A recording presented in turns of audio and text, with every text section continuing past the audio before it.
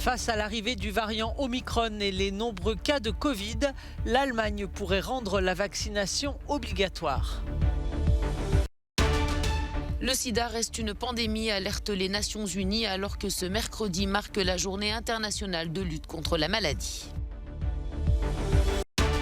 Joséphine Baker, première femme noire au Panthéon, la brillante artiste résistante, militante, reçoit la plus haute distinction française. Malgré les restrictions sur les voyages en provenance d'Afrique australe, Omicron, le nouveau variant du Covid-19, a déjà été identifié dans une vingtaine de pays. De fait, Omicron, variant a priori très contagieux, aurait commencé à se propager dans le monde près d'une semaine avant la signalisation officielle des scientifiques d'Afrique du Sud. Ce mardi, les autorités sanitaires néerlandaises ont confirmé que cette souche était déjà présente aux Pays-Bas le 19 novembre, une des 2 personnes positives n'ayant pas voyagé récemment. D'ailleurs, l'OMS a jugé inutiles les interdictions de voyage et prône d'autres mesures. Nous devons utiliser les mesures que nous savons efficaces. Le port du masque, chaque fois que c'est possible et conseillé tant que vous êtes dans une pièce avec plus d'une personne. Il faut aérer les pièces aussi souvent que possible et maintenir une hygiène normale des mains et du corps et surtout de la bouche dans ces circonstances.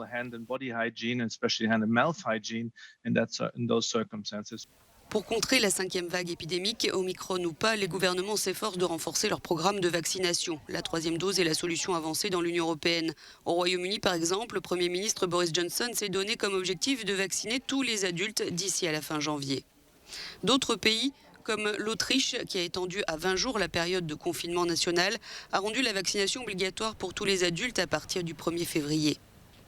En Grèce, les plus de 60 ans devront tous être vaccinés contre le virus à partir du 16 janvier, sous peine de se voir infliger une amende.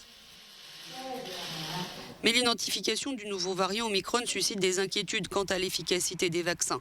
Même le dirigeant de Moderna s'est montré pessimiste, affirmant qu'il y aura une baisse significative de l'efficacité des vaccins actuels. La Belgique est parmi les meilleurs élèves de la vaccination. Mais ces chiffres cachent certaines inégalités. La commune de Saint-Josse est l'une des plus pauvres de Bruxelles. Le bourgmestre, autrement dit le maire, est en mission faire vacciner ses administrés. Emir Keir propose un chèque de 25 € pour des tests PCR. Ils seront aussi sur le terrain pour défendre la vaccination. C'est important, nous avons beaucoup travaillé. Nous avons travaillé avec les couleurs, avec l'âge, les jeunes, les seniors, les blancs, les noirs et ainsi de suite. Pourquoi ? Pour parler aux gens qui ont peur. Saint-Josse est la commune voisine du quartier européen de Bruxelles. Mais le taux de vaccination reste faible. Emir Keir dénonce la pauvreté et le manque d'accès pour expliquer cette situation. À Saint-Josse, 1 adulte sur 5 a eu sa première injection contre 81% des habitants de la commune plus huppée de Woluwe-Saint-Pierre.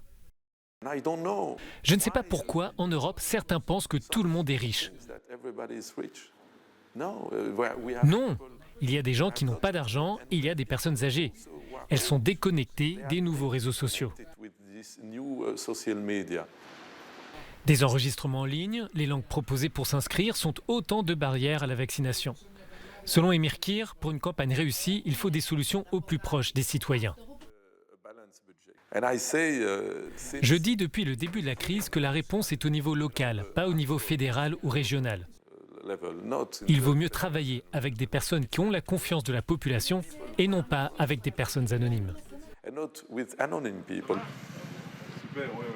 Pour dépasser certains obstacles, Emir Keir a lancé un centre d'appel accessible en 8 langues. Il a aussi mis en place des points d'information. Le responsable politique affirme se battre avec détermination pour remporter cette course contre la montre. Plusieurs vaccins contre le Covid-19 ont été trouvés en quelques mois. Aucun contre le sida après des années de recherche.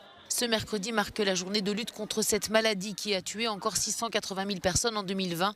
Et les courbes des infections au VIH ne baissent pas assez rapidement pour atteindre l'objectif d'une éradication d'ici à 2030. Les conclusions du dernier rapport publié par ONU-SIDA il y a quelques jours ont valeur d'avertissement sévère. Le sida reste une pandémie.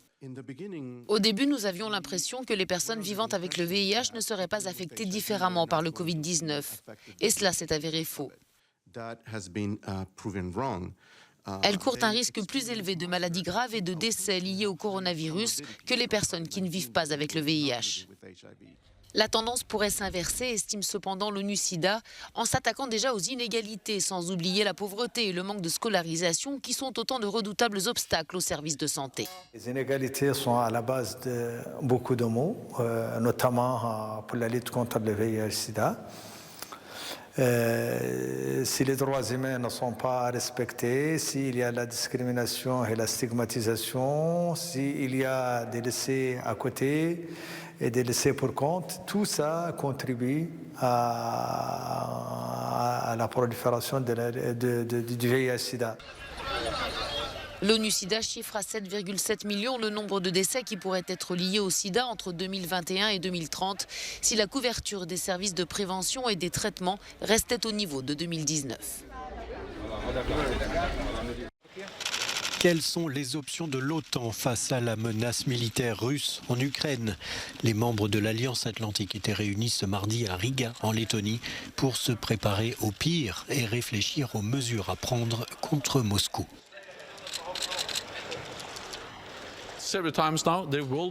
Il y aura un prix élevé à payer pour la Russie si elle utilise à nouveau la force contre une nation souveraine, indépendante, l'Ukraine. Nous avons démontré notre capacité à imposer des coûts, des actions économiques ou politiques.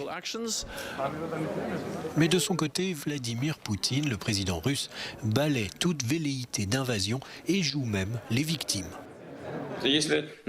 Si des systèmes de frappe, quels qu'ils soient, apparaissent sur le territoire de l'Ukraine, le temps pour atteindre Moscou sera de 7 à 10 minutes et de 5 minutes dans le cas du déploiement d'une arme hypersonique.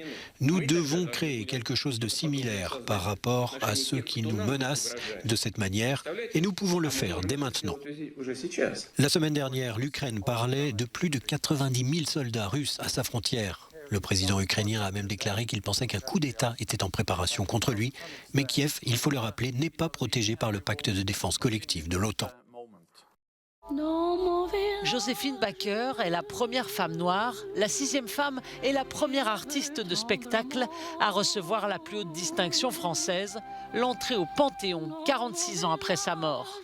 La vedette était aussi une espionne anti-nazie pendant la guerre et une militante. Née dans le Missouri, elle finit par s'installer en France en 1925 afin d'échapper à la dure ségrégation qui sévissait dans son pays. Après la guerre, elle s'engage dans de nombreuses causes, notamment contre le racisme.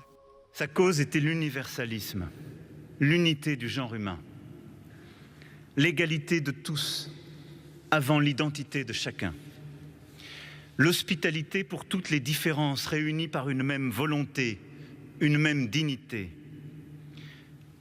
l'émancipation contre l'assignation. Même si sa dépouille restera à Monaco, Paris aura un peu de Joséphine Baker. La station de métro Gaîté devient Gaîté Joséphine Baker. Évident pour celle qui chantait « J'ai deux amours, mon pays est Paris ». Le Népal réclame la restitution de ses trésors pillés par les étrangers. Ce mois-ci, une stèle représentant des divinités hindoues doit être réinstallée dans son temple d'origine. Elle avait été dérobée en 1984 et se trouvait dans un musée de Dallas. 6 pièces ont été rendues cette année et les autorités népalaises cherchent à en récupérer d'autres en France, en Grande-Bretagne et aux États-Unis. Sweta, une enseignante népalaise, a découvert en juin un rare collier au musée de Chicago. J'ai eu une réaction affective, j'étais très triste et j'ai commencé à pleurer devant elle tout en me prosternant et en commençant à prier. Vous savez, j'ai commencé à prier normalement comme je le ferais dans un temple.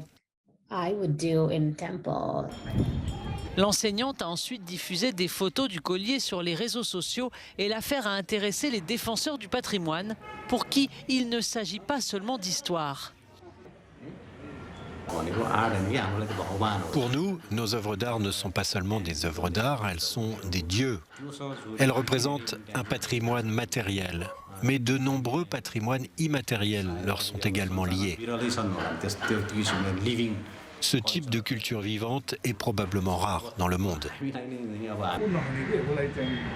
De nombreux temples ont été pillés après l'ouverture du pays au monde extérieur dans les années 50 pour alimenter les marchés de l'art occidentaux. Le rapatriement du patrimoine est devenu un sujet épineux pour les musées du monde entier.